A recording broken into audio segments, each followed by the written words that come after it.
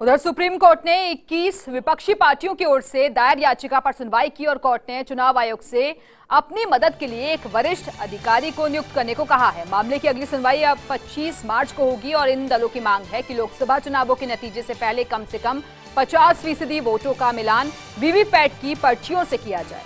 चुनाव प्रक्रिया में पारदर्शिता लाने की मांग को लेकर गुरुवार को 10 से ज्यादा विपक्षी दलों के नेता सुप्रीम कोर्ट पहुंचे थे और पार्टियों ने कहा कि हमें ईवीएम की प्रामाणिकता पर संदेह है, जो चुनाव प्रक्रिया की पवित्रता पर भी संशय पैदा करता है और ऐसे में आयोग ये अनिवार्य करे कि 50% ईवीएम मतों का मिलान वीवीपैट पर्चियों से किया जाए। 21 विपक्षी पार्टियों के नेताओं ने चुनाव आयोग को भी ज्ञापन सौंपा। नवंबर दिसंबर में 5 विधानसभाओं में हुए चुनाव के दौरान भी इन पार्टियों के द्वारा ईवीएम को लेकर सवाल उठाए गए थे। याचिकाकर्ताओं में आंध्र प्रदेश के मुख्यमंत्री चंद्रबाबू नायडू, शरद पवार, फारूक अब्दुल्ला, शरद यादव, अरविंद केजरीवाल, अखिलेश यादव, डेरेक ओब्रायन और एमके स्टालिन शामिल रहे।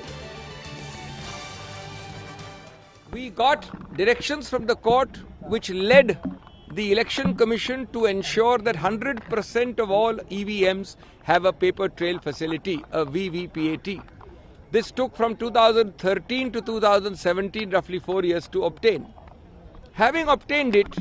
it is a irony, a supreme irony, which is the ground and the question raised in this petition, that you are not having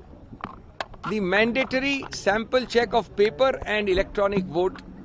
in more than 0.44%, mark my words, 0.44% polling station. पूरे देश में एक सवाल खड़ा हुआ है, वो चाहे कानपुर का चुनाव हो, पुणे का चुनाव हो, धौलपुर का चुनाव हो,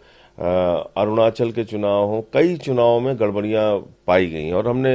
दिल्ली की विधानसभा में करके दिखाया कि किस प्रकार से ईवीएम को हैक किया जा सकता है। उसके बाद एक कोशिश ये हो रही थी कि भाई